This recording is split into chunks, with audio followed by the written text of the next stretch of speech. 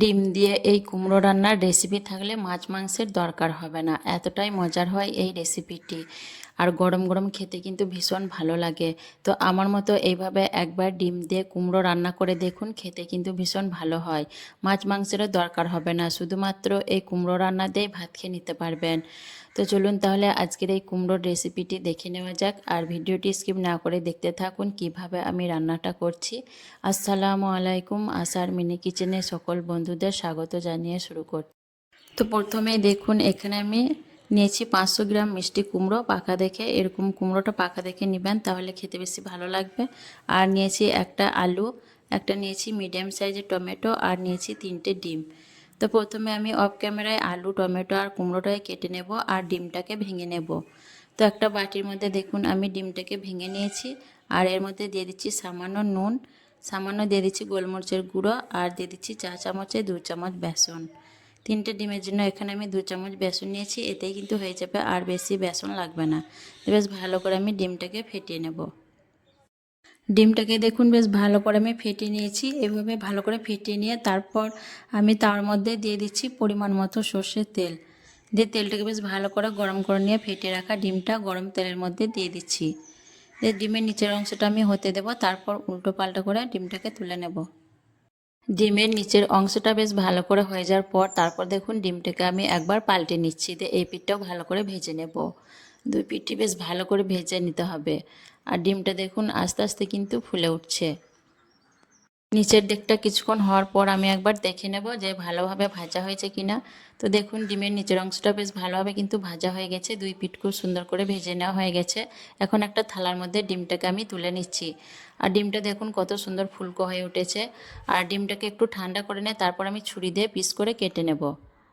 তারপর আমি কড়াইয়ে পরিমাণ মতো সর্ষের তেল গরম করে নিয়ে দিয়ে দিচ্ছি কেটে রাখা আলু, আর দিয়ে দিচ্ছি সামান্য নুন।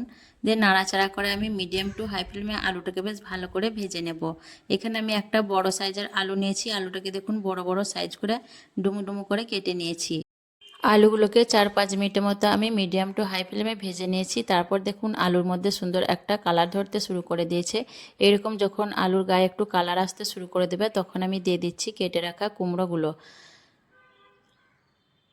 দিয়ে আলুর সঙ্গে কুমড়োগুলোকে আমি নাড়াচাড়া করে বেশ ভালো করে ভেজে নেব। আপনারা চাইলে আলু আর কুমড়ো আলাদা আলাদা করে ভেজে নিতে পারেন, আমি একসঙ্গে ভেজে নিচ্ছি, এতে করে সময়টা কম লাগবে।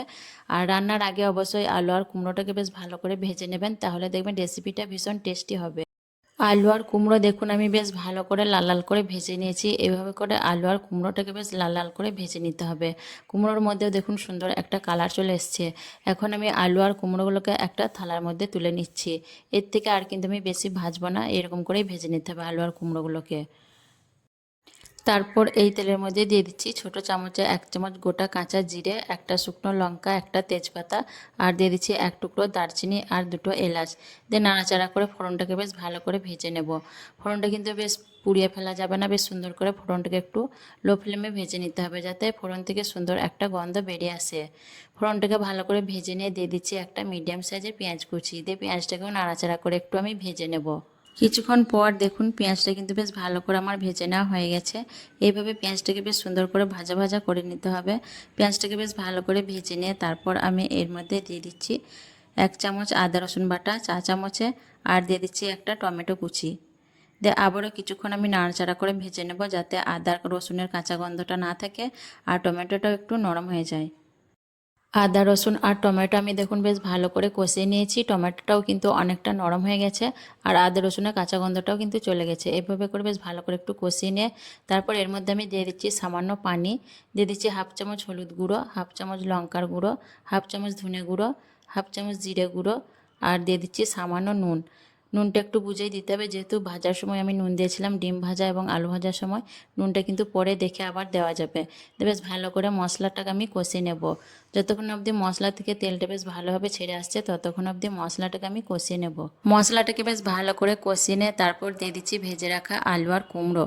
দিয়ে আমি আলু আর কুমড়োটাকেও মশলার সঙ্গে 5-6 মিনিটের মতো বেশ ভালো করে কষিয়ে নেব, যাতে আলু আর কুমড়োর মধ্যে মশলার ফ্লেভারটা বেশ ভালোভাবে মিশে যায়।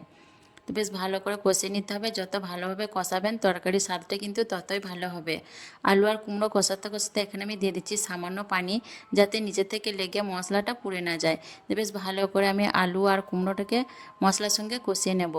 আলু আর কুমড়ো দেখুন আমি বেশ ভালো করে কষিয়ে নিলাম, 5 মিনিটের মতো ভালো করে কষিয়ে নিয়েছি। আর তেলটাও দেখুন ছাড়তে শুরু করে দিয়েছে, তেলটা কিন্তু বেশ ভালোভাবে মশলা থেকে ছেড়ে দিয়েছে। এইভাবে করে আলু আর কুমড়োটাকে যত ভালো করে কষিয়ে রান্না করবেন খেতে কিন্তু ততই ভালো হবে।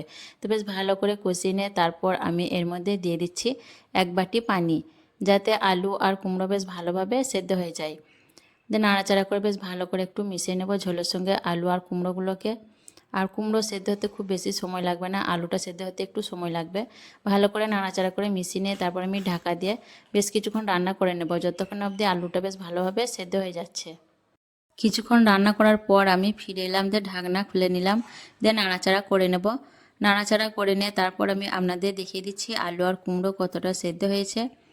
তো বেশ কিছুক্ষণ রান্না করার পর দেখুন আলুগুলো কিন্তু খুব সুন্দর সেদ্ধ হয়েছে। আলু কুমড়ো সব কিছুই দেখুন বেশ ভালোভাবে সেদ্ধ হয়ে গেছে। এইভাবে আলু আর কুমড়োটাকে আগে ভালো করে সেদ্ধ করে নিতে হবে। নাড়াচাড়া করে নিয়ে তারপর আমি এর মধ্যে দিয়ে দিচ্ছি ভেজে রাখা ডিম। আর ডিমগুলোকে দেখুন আমি ছুরি দিয়ে বেশ ছোটো ছোটো পিস করে কেটে নিয়েছি। আপনারা নিজেদের পছন্দ মতো ছোটো বড়ো পিস করে কেটে নেবেন। আর দিয়ে দিলাম 4 চামচে 1 চামচ চিনি, এতে করে টেস্টটা ব্যালেন্স হবে। যেহেতু কুমড়ো রান্না একটু চিনি না দিলে কিন্তু খেতে ভালো লাগবে না। যারা চিনিটা অপছন্দ করেন তারা কিন্তু বাদ দিয়ে দিতে পারেন। দেন নাড়াচাড়া করে মিশিয়ে নিচ্ছি। আর এই পর্যায়ে চাইলে গরম মশলা গুঁড়ো ব্যবহার করতে পারেন, আমি আর দিচ্ছি না। ঢাকা দিয়ে আরও 4 মিনিটের মতো রান্না করে নেব। তারপর আমি 2 মিনিট স্ট্যান্ডিং টাইমে রেখে আপনাদের দেখিয়ে দেবো। 2 মিনিট স্ট্যান্ডিং টাইমে রাখার পর ঢাকনা খুলে দেখিয়ে দিচ্ছি, দেখুন কতটা লবণীয় হয়েছে। দেখুন দেখতে আমি একটু চামচ দিয়ে দেখিয়ে দিচ্ছি। এইভাবে একবার ডিম দিয়ে কুমড়ো রান্না করে দেখবেন, খেতে কিন্তু ভীষণ মজার হয়। এরকম একটা রেসিপি তাহলে কিন্তু মাছ মাংসেরও দরকার হবে না, এতটাই মজার হয় এই রেসিপিটি। তো কেমন লেগেছে আজকের এই ডিম দিয়ে কুমড়ো রান্নার রেসিপি অবশ্যই কমেন্টে জানাবেন। ভালো লাগলে লাইক করবেন, শেয়ার করবেন আর আমার চ্যানেলটিকে সাবস্ক্রাইব করে আমার পাশে থাকবেন। আসবো আবারও অন্য কোনো রেসিপি নিয়ে। সকলে ভালো থাকবেন, সুস্থ থাকবেন। আল্লাহ হাফেজ।